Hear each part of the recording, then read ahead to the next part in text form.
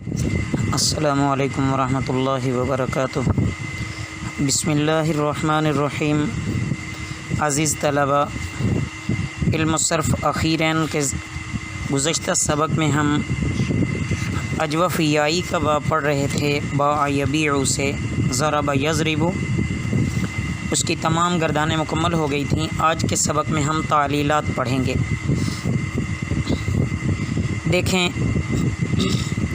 باع کی جب آپ کو تعلیل آ جائے گی تو پہلے 5 صیغوں کی تعلیل خود بخود آپ لوگوں کو آ جائے گی۔ باع اصل میں بایع تھا، یا متحرک ہے اور اس سے پہلا حرف مفتوح ہے، تو یا کو الف سے بدل دیا جائے گا تو یہ باع بن جائے گا۔ باع، باع، باعوا، باعت، باعتا۔ اس کے بعد بعنا، بعنا اصل میں بیعنا تھا، یا متحرک ہے، اس سے پہلے والا حرف مفتوح ہے، یا کو الف سے بدلا تو کیا بن گیا؟ باعنا۔ 2 ساکن جمع ہوئے، الف اور عین، تو الف کو درمیان سے کیا دیا؟ گرا دیا، تو کیا بن گیا؟ باعنا۔ پھر با کے فتح کو کسرت سے بدل دیا تاکہ معلوم ہو کہ جو حرف گرایا گیا ہے وہ یا تھا، وہ کیا تھا؟ یا تھا، نہ کہ واو۔ اصل میں تو یا ہی گرایا ہے نا، الف تو بعد میں بنا ہے نا جی، تو بعنا ہو گیا۔ اس کے بعد بیع، اصل میں بیع تھا، بروزن ضربا، تو کسرہ یا پر دشوار تھا، اس لیے اس سے پہلے حرف با کی حرکت دور کر کے یا کا کسرہ اس کو دے دیا، تو یہ کیا بن گیا؟ بیع۔ اس کے بعد بعنا، صیغہ جمع مؤنث غائب مجہول کا، اصل میں بیعنا تھا، با کی حرکت ختم کی، یا کا کسرہ اس کو دیا تو بیعنا بن گیا۔ 2 ساکن جمع ہوئے، یا اور عین، ان میں سے یا کو گرا دیا تو کیا بن گیا؟ بعنا۔ یباع، اصل میں یبیع تھا، اصل میں کیا تھا؟ یبیع، تو یا کا فتح نقل کر کے با کو دے دیا، یا کا فتح نقل کر کے با کو دیا۔ پھر یا اصل میں متحرک تھی، اب اس سے پہلے مفتوح ہے تو یا کو الف سے بدل دیا تو یہ کیا بن گیا؟ یباع۔ اس کے بعد لم یبع، یہ جہاد والی گردان کے بارے میں بتایا جا رہا ہے۔ لم یبع اصل میں لم یبیع تھا، اور لیبع جو امر غائب معروف ہے، اصل میں یہ لیبیع یہ تھا، اور لا تبع جو نہیں حاضر معروف ہے، اصل میں لا تبیع تھا۔ اب دیکھیں کہ ان تینوں گردانوں کے اس صیغے میں اور ان میں یا کا کسرہ با کو دیا ہے، جب یا کا کسرہ با کو دیا تو کیا بن گیا؟ لم یبیع، اور اسی طرح باقی، تو 2 ساکن جمع ہوئے تو یا کو گرا دیا تو لم یبیع کی بجائے لم یبع بن گیا۔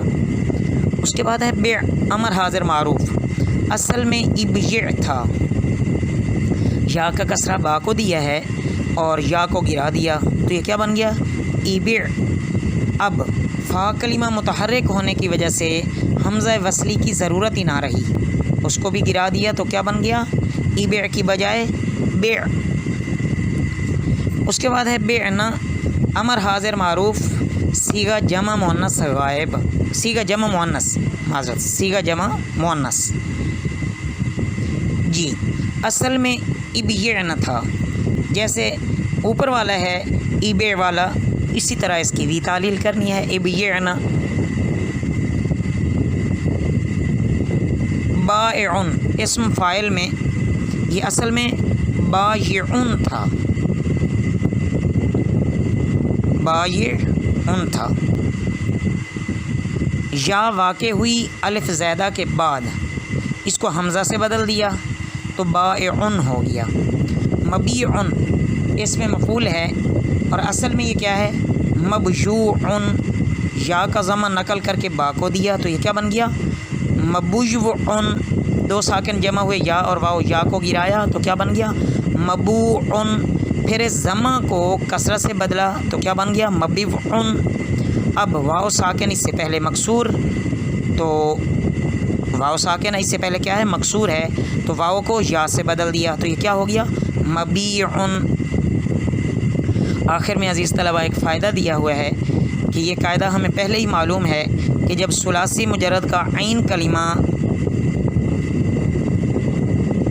یا بسبب اجتماع ساکنین یعنی دو ساکنوں کے جمع ہو جانے کی وجہ سے گر جائے تو فا کلمہ کو کسرہ دے دیتے ہیں۔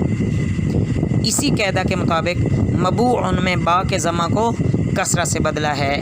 یہ جو مبیعن اصل میں مبیوعن تھا، یہ اس تعلیل کے بارے میں بتایا جا رہا ہے کہ جب ثلاثی مجرد کا عین کلمہ یا بسبب اجتماع ساکنین گر جائے تو فا کلمہ کو کسرہ دیتے ہیں، تو اسی وجہ سے مبوعن میں با کے ضمہ کو کسرہ سے بدلا تو یہ کیا بن گیا، پھر اس کی مناسبت سے واو کو یا سے بدل دیا تو یہ مبیعن بن گیا۔